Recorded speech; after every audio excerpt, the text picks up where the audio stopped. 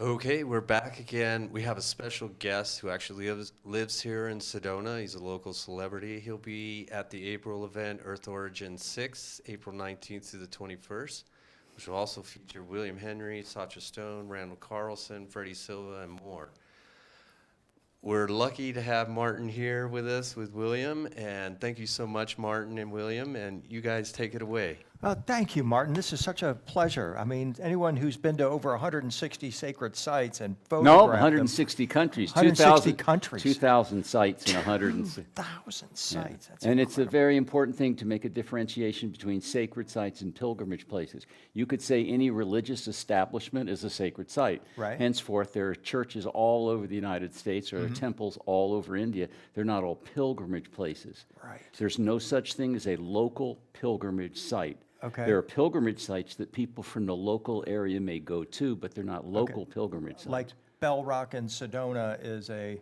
That's a very interesting notion because Bell Rock has no pre-existing New Age sanctity. A friend of mine named Paige Bryant wrote this book in I remember '74. Paige, yeah. Yeah, she's now passed on She the other did, side. yeah. But she was channeling, whatever that means, a being named Albion. Yes.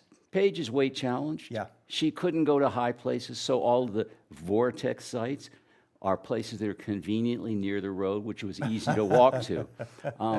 Yeah, so... Yeah. Lourdes is one of my favorite places. 1848, Bernadette Soubirous, yeah. Yeah. That's a really interesting. That one also, no pre-existing sanctity. You're right. A lot of Marian apparitional sites, many of which were pre-existing, pre-Christian sacred sites, but Lourdes wasn't. Right. Lourdes wasn't. That's a Right. very interesting one. Fatima also wasn't. And do you know a neat thing about Lourdes, though? Is the being that appeared, when they interviewed her, she never said it was Mary. She No. said it was the Queen of Heaven. But the priests, they said, oh, it's Mary. Right. No. You talked Right. to the girl that saw the apparition, she didn't say it was Mary. Right. She described her as the white thing. Right. She Same didn't with even know the who same it with the was. 3 children at Fatima in 1917. And that- Didn't say it was Mary. And that, to me, it's like a validation of their experience. They didn't have a preconceived notion. They just are telling this is kids. what they were kids. They're out there playing. Right, right. This would be a really tough question, but what's your favorite site? No, I can't. You can't. One right, thing of course about not. me, and my friends know this, is Martin doesn't, I'm supposed to do this. Uh-huh. Martin doesn't speak in absolutes very often. So Okay. I don't say most, totally, completely, always. And especially on that question right there. Uh-huh. So sometimes people will say, what are some of your favorite sites? And then Mm-hmm. I'll always go, which continent? Right, right. Which country? Which religion? Uh-huh. And then if you narrow that down, you could go, might also say, well, favorite in what? Mm-hmm. Because there's a number of different ways to look at it. What are my favorites photographically? Like this one of Mecca, which Right. they're seeing right now. Yeah. Photographically, wow, and that one photographically too. Yeah. A lot of these are they're favorites photographically, Mm-hmm. but there's some that are favorites in the sense of an experience that aren't on here because the pictures weren't so great. Mm-hmm. So what sort of favorite do you mean? Well, let me ask this. Is there a place that particularly transformed you? Or No. talk about your whole journey. I mean, from the Oh, my beginning journey's to, 42 years. That's Yeah. a big talk. And so where did it begin and how does it transform you is kind of something that intrigues me too. Ah, gosh, I often wonder where it began. Maybe it began with my parents. I moved to India when I was 12 years old, and I lived there for 4 years, and I became interested in photography at that point. And so my mother sort of trained me to travel. And then when I was 13, and she considered that I was good enough, so I started traveling around India on my own. And I went to the first place I ever went on my own. The first place, sacred site I went to on my own is called Hari Mandir, which means Temple of God. And it's at Amritsar. It's the people that wear the turbans, the Sikhs. Right. Their primary sacred site is Hari Mandir in Amritsar. But if you look at that word Amritsar, Sar means place. Amrit, it's a potion to Right, drink, yeah, an Amrita. elixir Right, right. of immortality and other Right. good things. So I Right. went to, there it is, that's it. Interesting, it came look up. at that. That was Amritsar, the Golden Temple.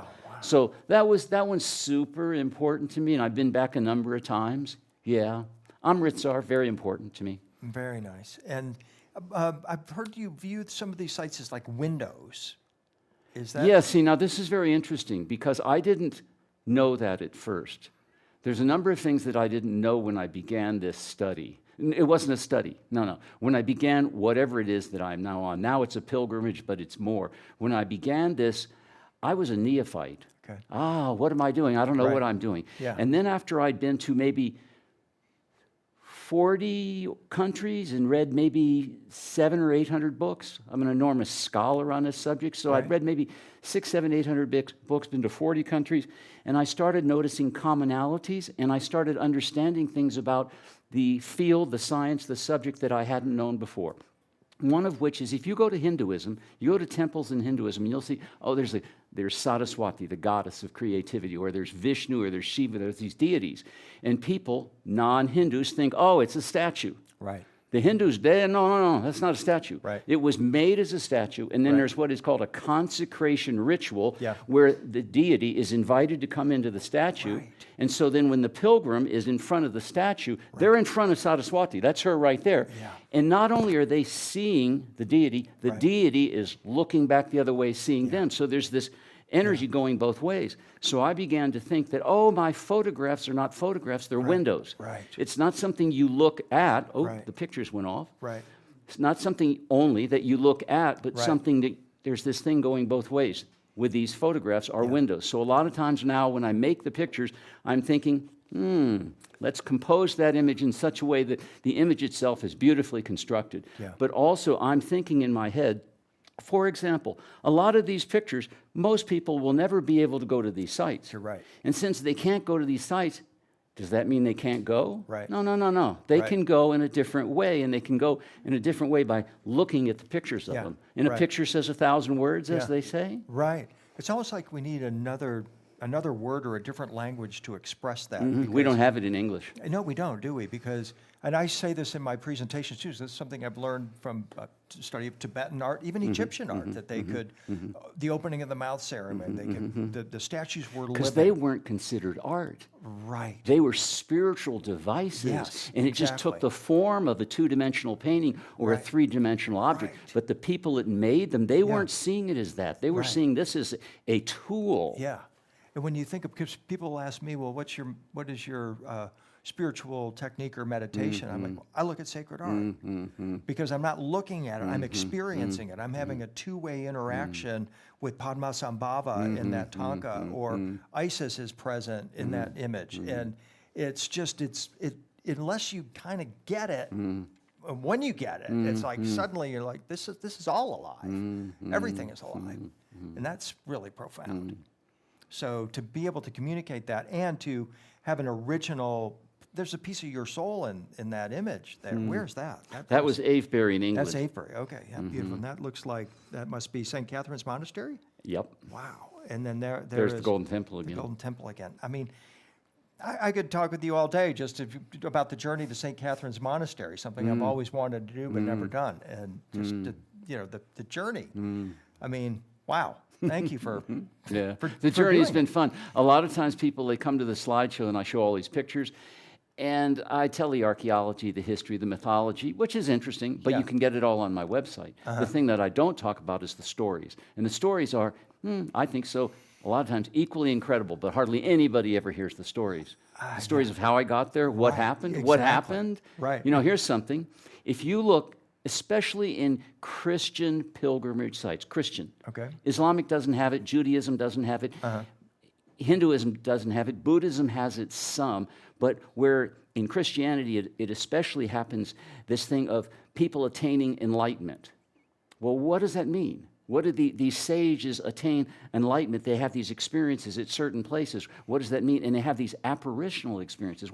They see something. What is this thing that they're seeing? Right. Well, a lot of times people misunderstand it, but it's not unusual that, or unexpected that it might have happened to me. So I went to 2,000 of these sites in 42 years, 168 countries, and I had 3 of those apparitional experiences. I saw something that wasn't there before I was there, or you don't see it all the time. I saw something. I didn't know what it was. Now I know what it was. And if you apparitional, the notion of apparitional experiences, something appears at a place. Yeah. Something that appears at a place. And then people will oftentimes sort of talk about it according to their religious programming. So if you see In Christianity, Mary is oftentimes shown with a light blue, a yellow, a gold, a white, and a silver. She's often shown that way because the apparitional thing itself has those colors, these shimmering colors. I've seen it, those shimmering colors. And so somebody sees that, and they're a Christian, and they're 19 years old, and they come home, and they've had this incredible experience, and somebody says, what did you see? And they try to say it, and somebody says, oh, like Mary. And they point and they go, yeah, it was like that. And so then people start talking about Marian apparitions. Yeah. Take the word Marian off and just say apparitional. There's something at these places because they're alive. Yeah. These places are alive, and they have individual characteristics. And sometimes they manifest in three-dimensional space for people. It's undoubtable. Somebody could say, I don't believe it. I didn't believe it. Right. But when you see hundreds and hundreds and hundreds of the same report about these things happening in many places around the world, you have to go, there's something going on here. Yeah. Science isn't examining it, and science goes, it's not possible. But there's something going on that must be examined. And the interesting thing is because of my website, people know where they are. And so you can go, okay, I'm going to go to Bolivia, or I'm going to go to Swaziland, or I'm going to go to Tajikistan. Are there any of these places there? You go on a World Pilgrimage Guide. Oh, yes, there are. And here's maps showing where they are, and then you can go. Wow, yeah, phenomenal. So when people go today, they take their cell phone with them. We all got these magnificent 48 megabyte camera pixel. Some of the pictures in that book I gave you are taken with an iPhone. Are they? Yeah, right. So it's not the device, Right. it's how the person is holding it. George Lucas says, pan and tilt, that's the key. Pan and tilt. It takes 10 seconds to take a good photograph. Don't click it immediately. Oh, yeah, it looks better that way. How long did that take? 2 seconds. Okay, yeah, it's better. Click. Philosophical question. Have we reduced the value of the image now that everybody has a million photos on their phone, or have we now got a better relationship with the image and it's deepening our understanding or connection? I would say both. Both, okay. I would say both. It's dependent upon what the image is an image of, and the person, and a bunch of other things. Yeah. Yeah, I would say both. Yeah, such an extraordinary journey. Thank you so much for sharing with us. Thank I can't you. wait to hear more on April. What will you be talking about in April at the event? Oh gosh. That's kind of big. It's okay. They're going to see about 200 images. It's really beautiful the way I'm going to do it. Every 15 seconds there'll be a new image. Oh, beautiful. And they'll have the title of the image will fade in and fade out of the image, and there'll be nice music going on, and then I'll say some things. And I call it a group shamanic event. It's not Okay. that I'm a shaman, but the stuff, the Yeah. material is shamanic. Okay. And when you get a whole bunch of people in the room, and they're all seeing these images, looking through these windows, and there's this connection going between individual people in individual sites, and different people have resonance with different sites. Right. So in the hall, through the whole hour, there are people in this dopamine exalted Absolutely. shamanic state. Right. But because there's hundreds of people in the hall, it's constant. So it Yeah. builds this field Oh, that's that is it has a shamanic awakening possibility for people. So Yeah. you get to look at these pretty pictures, Yeah. hear nice music, hear this guy, this raving nut talk, and have this wonderful experience. And open a portal into yourself. Yeah. They're right. all portals. That's what it is. Are these drone photos? No, Some of these areas? that's a You're up great in a story. balloon, Yeah, you're that's in a great story. I broke the law to get that one. That's a great story. I had to get quite drunk the night, not drunk, but had a number of beers the night before. I went to a pub Okay. because I knew what I wanted. This is before drones. I knew I wanted a picture of Stonehenge from the air. And I thought, how am I going to get this? Because it's illegal. So I went to this pub near this Air Force base the night or two before, and I gave some drinks around, and I told what I wanted, and one guy said, yeah, I can take you up there. And so the next day or two later, I flew right over Stonehenge and right In a over helicopter Avery. or like a small plane? Small plane, Yeah, small okay. plane, right over him. It was amazing, right over, completely illegal. So, yeah.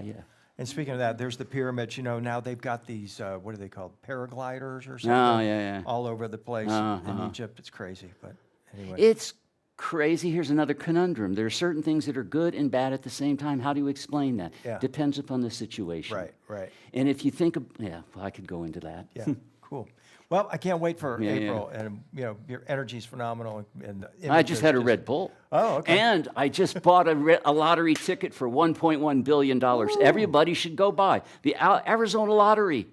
I went to buy a Red Bull, and I said, what's the lottery at? I thought she was going to say 370 million. $1.1 billion. You'll be as rich as Taylor Swift like that. Hey, there you go. Beautiful. Thank you, Martin, so much. Thank you. Pleasure.